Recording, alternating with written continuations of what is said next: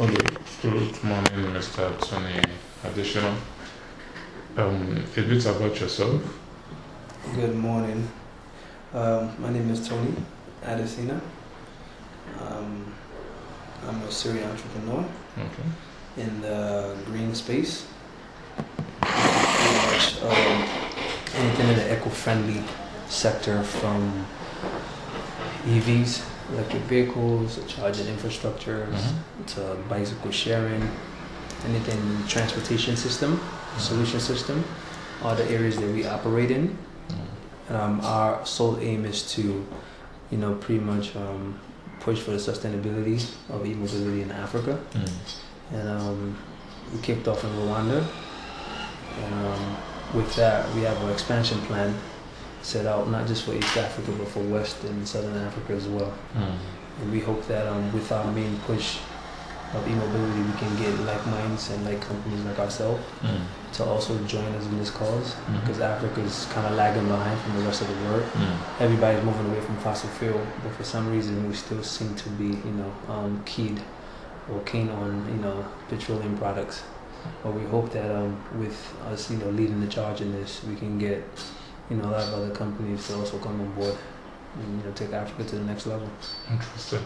So why did you decide to set up your firm in Rwanda? The decision to come to Rwanda, for one, we have a bit of stability here, and secondly, there's a Vision Green Transport 2020 already set up by the government, which aligned with what we were looking to do as well. So it made our decision a bit easier to kick off here, and the government support also was quite encouraging. To support anything in the green line. If anybody who knows anything about Rwanda, they're pretty huge on green. So for us, it was a no-brainer to come in here, and also the access point to other East African country was also another factor that we looked at. Interesting. So basically, your firm has several sub-firms under it, if I should put it that way. There is Safiride, there is LUL, there is Guraride, there's EV plugin.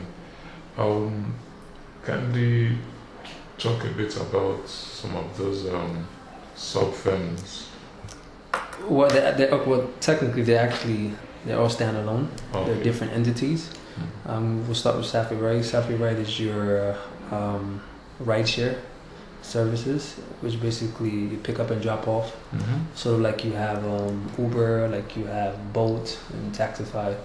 With Safiride, our main goal and objective was to cut down on the high rate of accidents in the country, and basically safety being our core value, we felt there was a niche and an opening in that sector to personalize this and make sure people have a comfortable company, a reliable company they can work with in terms of moving from one point to the other.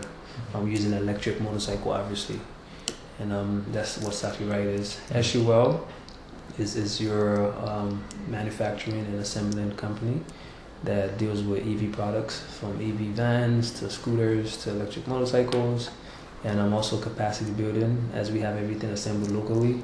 Our main push is to empower women also to get them involved in the green space, not only from training them how to ride, but also how to assemble, how to be mechanic and technicians. We also have the sales and repairs arm of it, and that's SUL. Guraride is your bicycle sharing, micro mobility, from your scooters to your electric bikes to your base model bikes, which is basically your first and last mile transport solution system. It's successful all over the world, from China to the States to UK and now Africa.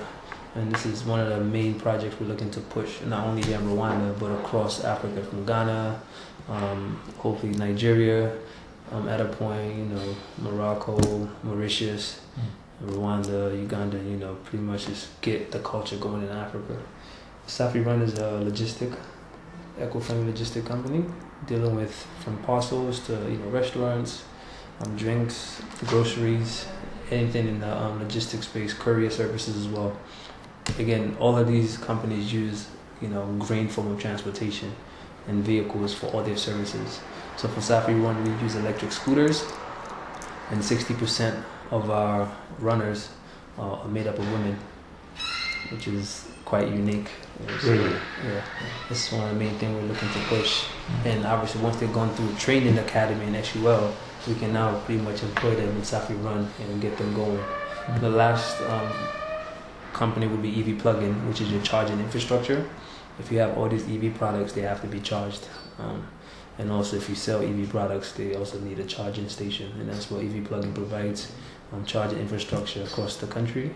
You can just like you buy petrol, but in this case, you'd be buying electricity and supercharger system. Interesting. Why have you decided to focus on the green form of energy? The green form of energy is the future, and the future is now. I know we've been saying the future like decades ago, but right now is really the future. If you look at what's going on in the world and the transformation happening across the board, everybody is pretty much in the clean energy sector. You have Tesla, you have all the automobile companies all stopping production of petroleum or fossil fuel vehicles in a couple of years.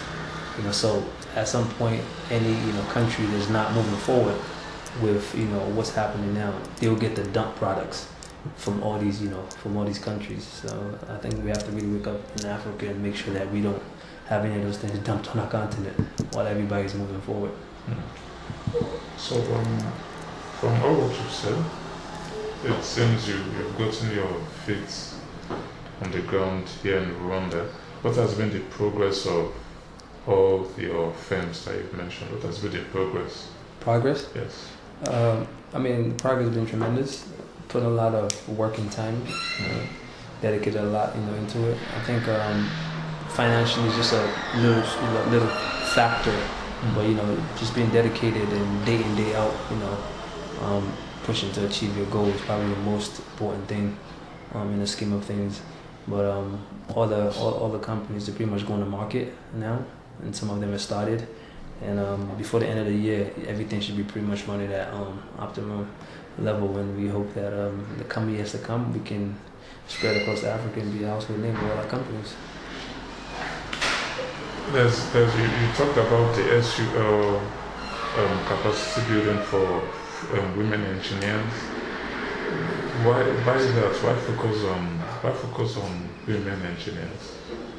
If you look at in most spaces, women, they're constantly marginalized. Maybe looked at sometimes as the weaker sex, which is not necessarily true. They have the same functional brain as we do, and this is just something that we have so much passion for, to see how we can empower them and encourage them to get involved, especially in this green space, including writing. It's just there's nothing you can't do if you set your mind to it, and the response has been great. We have over 1,500 women. 1,500? 1,500 women to train for writing. We have another couple hundred that's interested in assembling and technicians. We have a few that we've already trained also for assembling, and the response rate has been great. They pick things up pretty fast. We have women that assemble entire motorcycles in 45 minutes. So it's been great, especially when you see the results coming out of this, initiative. Interesting. Why people reading this might wonder why ride sharing and bike sharing in Rwanda? Why focus on ride sharing and bike sharing in Rwanda? This is our operational point, and because we're able to get a lot of back-end in terms of policies from the government in the green space, green transportation, it makes things a bit easier. You still have to sensitize the people and get them accustomed to the new technology you're bringing to the table. But at least when you have a bit of support from the government, it gives you a bit more wiggle room to be able to achieve some of these things. And the market is not the biggest market, so it's easier to control. It's easier to pilot, it's easier to roll out, and monitor, and make sure everything is running the way it's supposed to be and fix what you need to fix. So yeah, it's I think it's a great market for anybody looking to kick off, depending on what kind of business or what line of business you're going into, to really look into. But advice would be to be on ground rather than shuttling back and forth. To really pay attention to how things work locally. To give yourself a fighting chance to be successful. Interesting. What other technologies are you bringing on board with your to infuse with your company there? We have mobile apps to tracking system, to fast charging. We have an advanced training center in Kibagabaga, which basically does more advanced training than the typical that you would get for motorcycle riding. Because again, we're trying to cut down on the rate of accident, which is about 71% caused by motorcycles in the country. So with that, we're retraining existing motorcycle riders. We're training new riders, in the core, and the values of safety, and maybe not abusing maybe alcohol, for example, or being intoxicated while riding. So things like that are some of the things that we're pushing, which is completely new compared to what's on ground. Interesting. So the final question: what makes you stand out from? What makes your firm stand out? What makes us stand out? Yes. I think it's just the uniqueness of our services. Everybody likes to think they're different, but in actual reality, it's more action than just words. When you look across the board and what we're able to achieve in a short period of time with our services, whether it's from the delivery angle of it, how things being delivered, customer service is a big thing that not just in Africa, all over the world it lacks, and that's one of the biggest things we emphasize on, with our staffs. And reoccurring training is something we do. A lot of times you get one and done training and you assume that people will remember these things, but human beings forget stuff. So we do constant reoccurring training and customer feedback. We engage all our customers and end users to give us feedback to better help us improve our services. And I think that's just basically it. Our services that we offer across the board in our companies, the uniqueness. And our goal to pretty much start in Rwanda, we want to turn, Rwanda and Kigali to like Silicon Valley, of Africa, how it's been looked at. Because, people think Africa and they see all these commercials and stuff they see on TV and assume that's what Africa is about. But, if you're able to change some of these things around and change the people's perspective and how they look at Africa, and coming in and seeing the innovative ideas we have all over the place, I think this would put us in a better light, from the worst, point of view. Thank you very much for your time. Thank you.